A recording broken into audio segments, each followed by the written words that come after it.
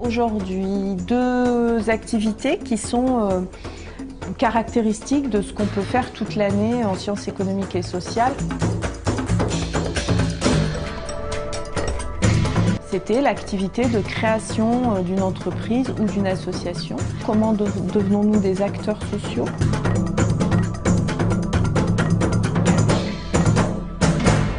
L'enseignement de sciences économiques et sociales est donc une découverte de plusieurs champs disciplinaires qui reposent principalement sur l'économie, la sociologie, mais également des aspects de sciences politiques. Les élèves sont mis donc en activité autour d'un projet qui est celui de créer soit une entreprise, soit une association. On a décidé de faire sur une association pour les femmes battues. On fait une entreprise de distribution et développement de jeux vidéo. Et là en ce moment on fait la recherche pour le diaporama qu'on va faire, qu'on va présenter devant la classe. On a expliqué en gros ce qu'on voulait faire, le nombre de salariés qu'il y aurait, le chiffre d'affaires, le coût de production. Face à eux, il y avait des banquiers qui validaient le projet ou pas du point de vue de sa crédibilité. Les thèmes sont organisés toujours un petit peu de la même façon, avec une première séance de prise de représentation des élèves. Qu'est-ce que ça évoque pour vous, le mot acteur social ? Ils vont donc se questionner, collecter des informations, beaucoup de travail en autonomie et en groupe. La relation, par exemple, entre le diplôme et emploi, qui est un autre thème de notre programme de seconde. L'égalité entre les garçons et les filles est également un thème que nous abordons en SES. Qui a décrété que ça devait être un métier d'homme ? Nous avons pu participer au projet des Olympiques de la parole, qui est un projet d'envergure nationale. Trouver un salarié le temps du congé maternité. En sciences économiques et sociales, on pourra également s'intéresser à un autre domaine qui est le champ de l'économie sociale et solidaire. On voit bien ici vraiment des thèmes plus économiques et des thèmes plus sociologiques. Mais systématiquement, dans chacun des thèmes abordés dans notre programme, on a un croisement possible des regards. Les thèmes sociologiques ne seront pas abordés dans l'enseignement de PFEG. PFEG est centré sur l'entreprise. On veut toutes les deux choisir S en plus. J'hésite entre les trois filières. Peut-être que cet enseignement s'adresse davantage à ceux qui pensent aller en filière économique et sociale et aussi ceux qui sont tout simplement curieux et qui ont envie de s'intéresser à l'actualité.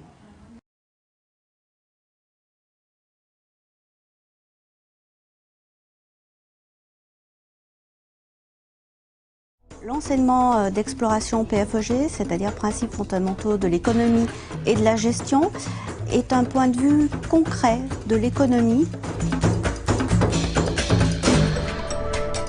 On verra les ménages, les entreprises, les banques.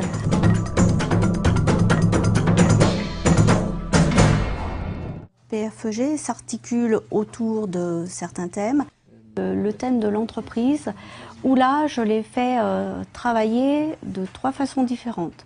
D'abord par la prise de contact avec des chefs d'entreprise. Et on va pouvoir lui poser quelques questions, donc là on est en train de les préparer justement. Et parmi quelques questions, on a par exemple la motivation pour entreprendre, l'aide pour le financement. Ils ont une étude de cas sur une entreprise qu'ils choisissent eux-mêmes. Ils vont étudier le produit de cette entreprise, les concurrents, le positionnement. Donc ça leur fait travailler différentes notions en gestion. Un thème que je leur impose dès le début de l'année, c'est de créer un produit qui n'existe pas actuellement et qui pourrait exister dans les 5 ans à venir. Des dessins, des modèles que vous pouvez déposer, donc essayez de vous renseigner. Donc c'est trois sortes d'activités un peu différentes sur comment crée-t-on de la richesse en France. Développement durable, un truc comme ça. Le développement durable, lui, est un thème imposé. J'ai trouvé une vidéo sur le développement durable qui nous explique sa définition d'un point de vue scientifique, mais aussi c'est assez amusant à regarder. D'accord, donc pour toi, on pourrait la mettre en introduction de notre journée. Qu'est-ce que la banque? Les différents types de crédits. Donc vous allez tous avoir des différents exposés à me faire sur le système bancaire français. Les sources d'information sont diverses et variées. Ils ont Internet à disposition au sein de la classe. Ils peuvent avoir aussi des sources papier. Suite à ces exposés, je reprends des notions théoriques de base qu'ils doivent là conserver, comprendre et maîtriser. L'enseignement d'exploration SES et PFEG sont très proches dans les textes. En PFEG, on utilise plutôt le matériel informatique, les ordinateurs. On va être plus, nous, axés sur le fait que normalement, il n'y ait pas de cours au sens traditionnel. PFEG aussi, on est beaucoup plus autonome, on se débrouille par soi-même, alors qu'en SES, on suit vraiment le fil du cours. On est axé sur le monde de l'entreprise, le monde de la gestion, alors que l'enseignement de SES sera plus axé sur la sociologie et l'économie théorique. Après, la poursuite en première peut aussi bien se faire en ES, en L, en S qu'en STMG. Il faut en fait donner envie à nos élèves de s'intéresser à l'actualité économique, à l'actualité des entreprises du monde d'aujourd'hui.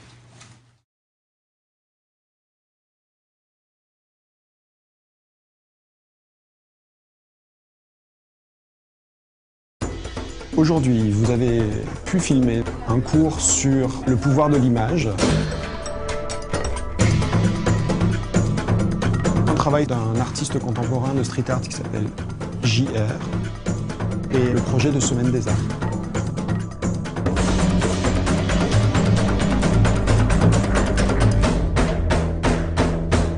L'enseignement d'exploration littérature et société comprend 6 thèmes. On en traite 2 ou 3. Il faut vraiment comprendre le terme littérature comme un terme large, c'est-à-dire pas réduit au simple livre, mais aussi, par exemple, le cinéma, le théâtre, la peinture, la photo.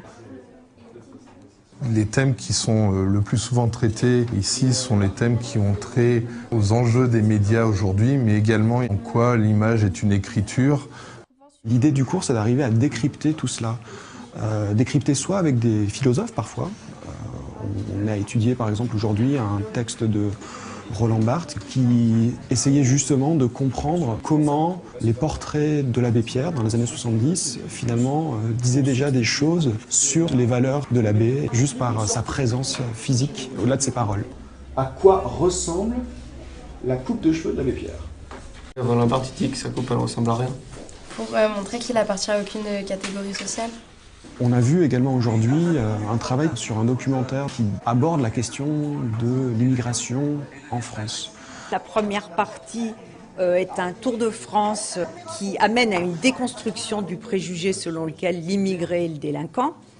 Et à la suite de cette première partie, dans la fabrique des préjugés, on nous montre comment justement se construisent dans nos têtes le préjugé.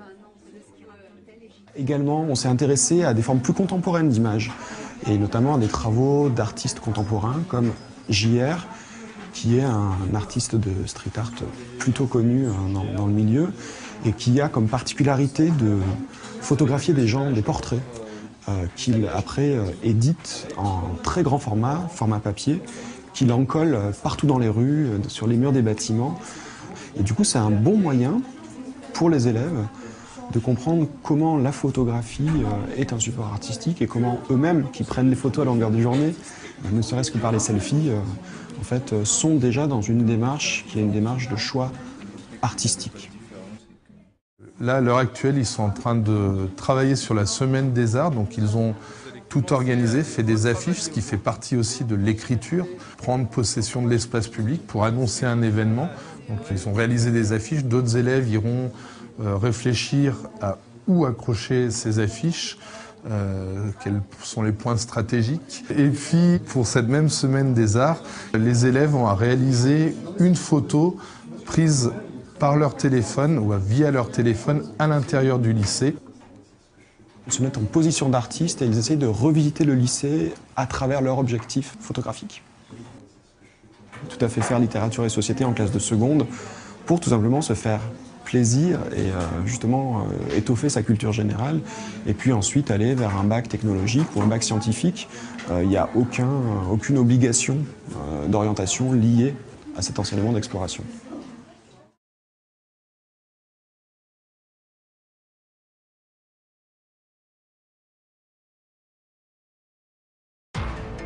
Aujourd'hui, les élèves avaient à travailler sur un échantillon biologique humain.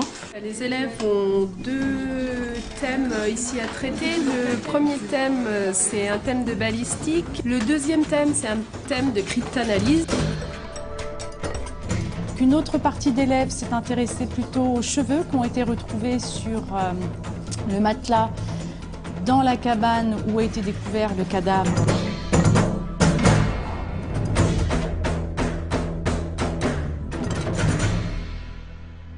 Notre équipe pédagogique, pour cette année, a choisi d'étudier un thème phare qui plaît beaucoup aux élèves, sciences et investigations policières. Travailler sur une disparition de monsieur Richa Issim. Fini par le retrouver, son cadavre dans une cabane avec de nombreux indices, des cheveux, des mégots, un message crypté sur une enveloppe. Dans la suite, il y avait de la poudre, une pierre.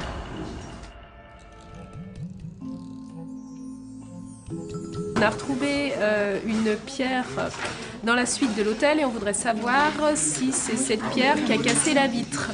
On part de ce schéma qu'on a fait sur papier pour le refaire sur l'ordinateur puisqu'on peut voir avec une courbe si une pierre qu'on a lancée peut atteindre la fenêtre. On a trouvé des messages codés, l'objectif c'est de décoder ces messages et la méthode employée c'est la méthode des fréquences. On a décodé le message qu'on a retrouvé dans le téléphone de la victime. C'est son ex-femme qui lui dit qu'elle veut récupérer la moitié de l'argent qu'il a gagné au loto. Les élèves avaient à travailler sur de l'ADN qui a été retrouvé sur un mégot dans une cabane à côté d'un cadavre. Donc les élèves avaient à comparer l'ADN qui a été extrait de ce mégot avec l'ADN de 4 suspects différents. On a retrouvé sur la scène, donc je pense que ça serait plutôt lui. On a étudié la chromatographie sur couche mince de la poudre qui a été retrouvée sur la table de chevet de la suite où a disparu M. Richard Issim. Cette chromatographie donc, avait pour but d'identifier les différents constituants qu'elle pouvait contenir. On remarque que les 2 taches sont à la même hauteur, ce qui signifie qu'il y a du paracétamol dans la poudre retrouvée. À partir d'une courbe qu'on appelle une courbe d'étalonnage,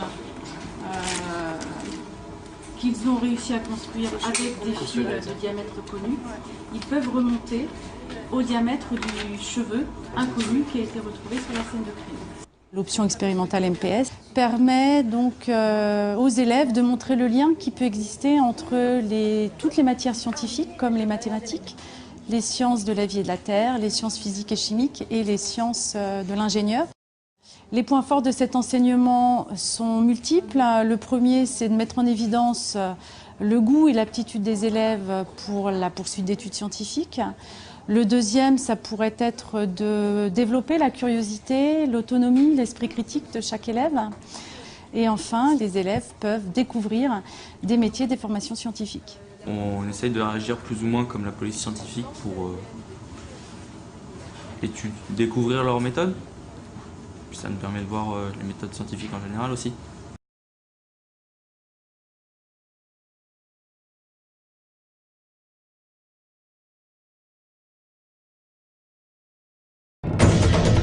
Aujourd'hui, on a traité avec les élèves de la thématique handicap. Les élèves ont réalisé un petit schéma pour présenter ce qu'était la maison départementale des personnes handicapées. Ils ont travaillé sur le guide d'entretien. On a pu regarder avec les élèves un film. Les élèves ont réalisé une affiche.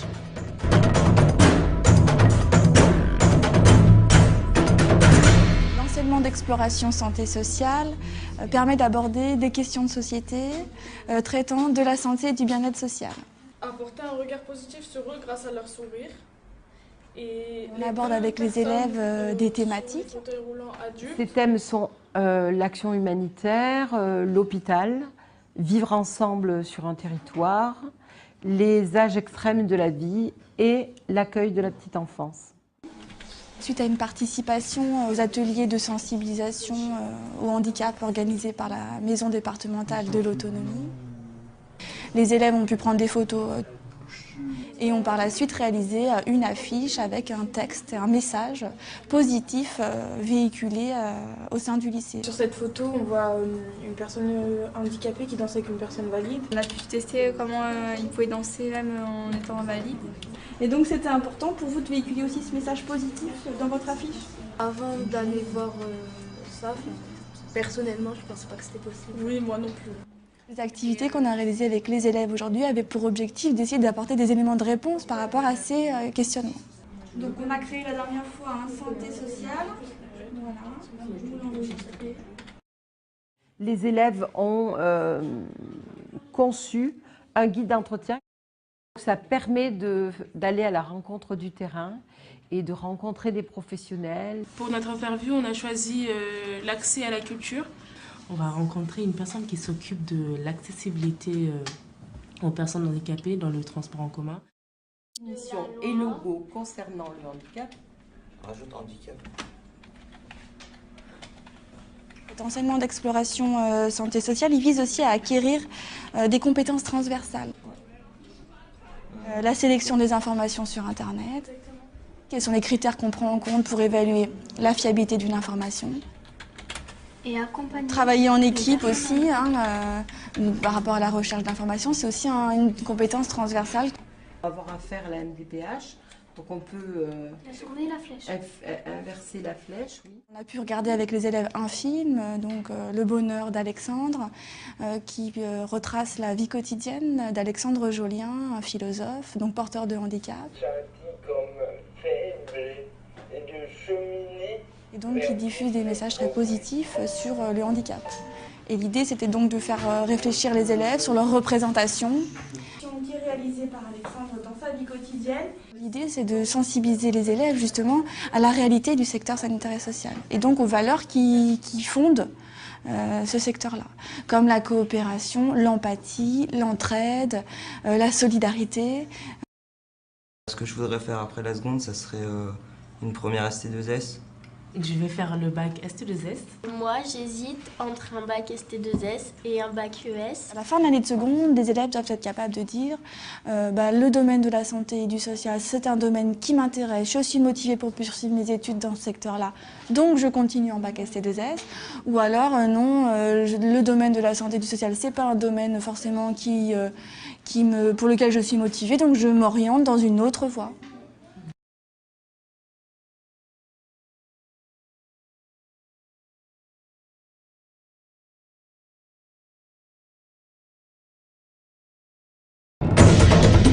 Aujourd'hui, nous avons pu découvrir les activités types en sciences de laboratoire. Les élèves ont pu découvrir une technique expérimentale qui est la chromatographie sur colonne. Un groupe d'élèves s'intéressait aux ultrasons. Trouver la concentration en colorant d'un bonbon Schtroumpf. Dans un autre atelier, les élèves devaient produire des sons. L'enseignement d'exploration sens de laboratoire s'adresse à tous les élèves qui aiment manipuler, qui sont curieux sur les phénomènes scientifiques qui nous entourent.